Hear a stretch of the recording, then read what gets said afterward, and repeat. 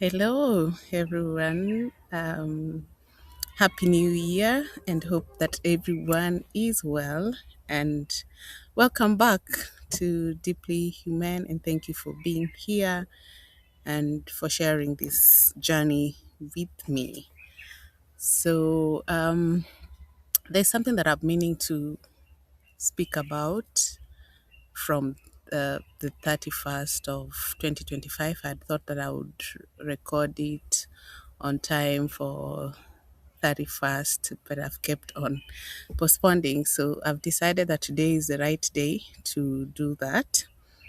Today, I'm marking two things. Milestones in terms of my journey to unlock my door every day. So today is day 71, which also happens to be my birthday. So sort of starting my new year officially today.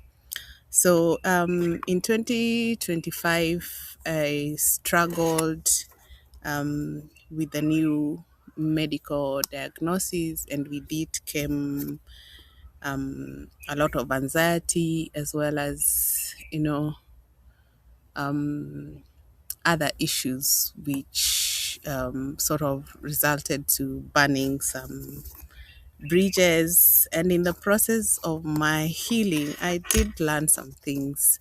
And so I just said that I want to share some of the things that I learned in 2025 that I'm carrying with me to 2026 and beyond to help me navigate whatever comes. So I've been using this diary to write a lot of things in 2025 as I was trying to figure out how to manage my new situation. And so I just did write some of the things that I learned in 2025. And today I want to quickly just share. I will not expound on them, but I will hopefully just record another video just to expound on each of them because I feel like there is a lot to say for each of them. So there are about 20 things. And number one for me, the very first thing that I learned was that I am not that important as I might think I am. Not to my employer, and sorry to say, maybe not to family and to people that you consider friends as well. So that was my biggest and number one lesson that I learned as I started to think about how to move ahead, especially towards my healing. So I'm going to share others, but they're not going to be in any order. So there's no order of importance. So I just wrote them as they came to mind. The second thing is that health is the greatest wealth and your biggest capital. So if you don't have health, so many things are likely to stop. And then the third thing that I learned that it's okay to retreat, and I did a lot of retreating last year from social media, from social spaces, which really gave me time to just sit down and think about my healing. Number four is that it's okay to be vulnerable, but while at it, be wise and discern who to be vulnerable to and with. Okay. Lesson number five is that you don't have to conform to the patterns of the world. Even the Bible talks about this, but there are so many things and so many expectations that people have of how you should behave, how you should present yourself professionally. So that's one of the greatest lessons that I learned. And this brings me to my sixth point, which is about how we define purpose. And this is something that I'm hoping to just share about how I learned to define my purpose, not in the same way that people, traditional define purpose or, always looking for purpose. Number seven, which you have seen that has brought me to day 71 is that small steps count towards the big goals. So do not wait to achieve your big goals, but just do your small steps and they will take you to that goal. And something else I really learned about this year is how to be deeply humane. And that is why my channel is called Deeply Humane, because I realized that I needed to move from just being human, which is the norm, and just, bring out my humane side just to help me to heal and also just to be able to extend grace to others. Um, Number 9, for those who have believe in God or any higher being, whether you believe in the universe or what. For me, it's God, and that God orders our steps, and He's very close even to the broken-hearted.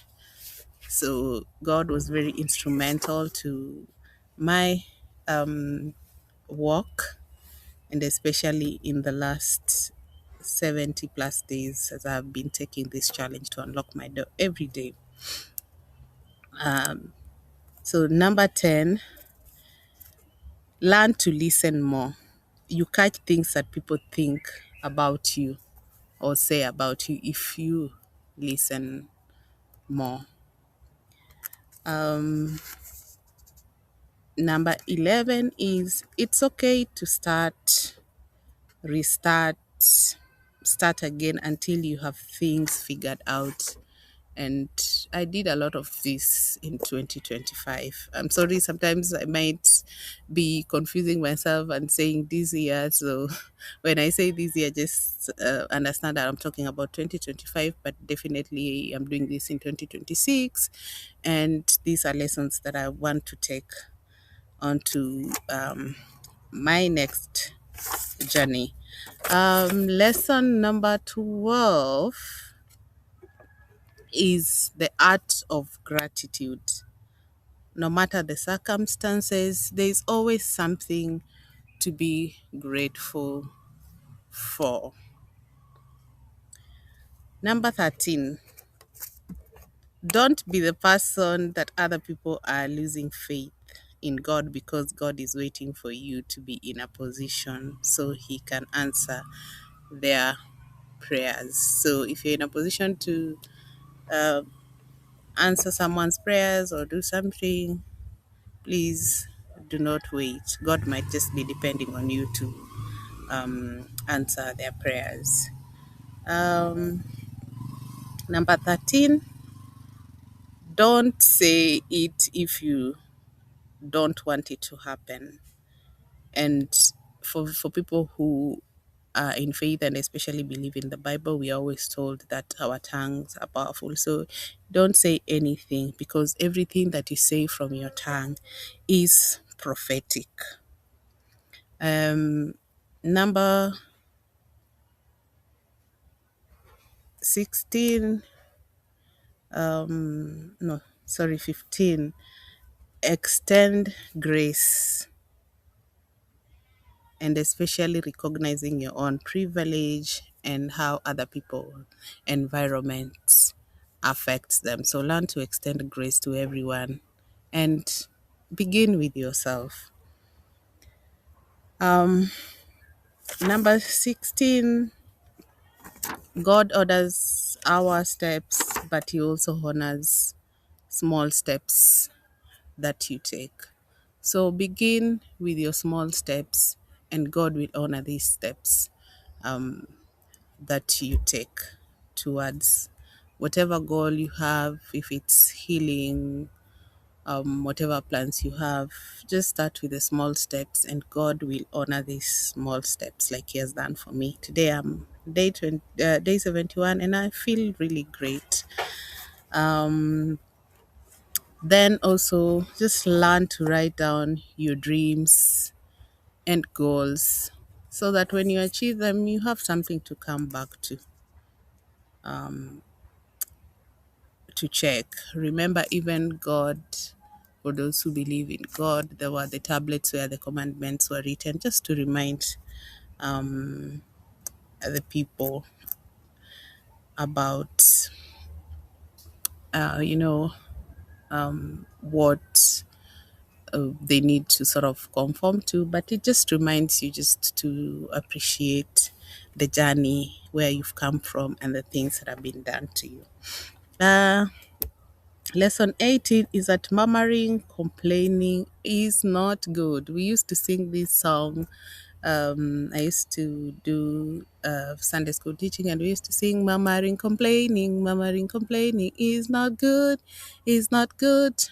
It doesn't please even God. So when you murmur and complain, it sort of clouds your thinking, your judgment. So as much as possible, try not to murmur and complain, and always look for something. I'm sure if you wake up in the morning, no matter how difficult life is and you want to complain, there's always something to be grateful for.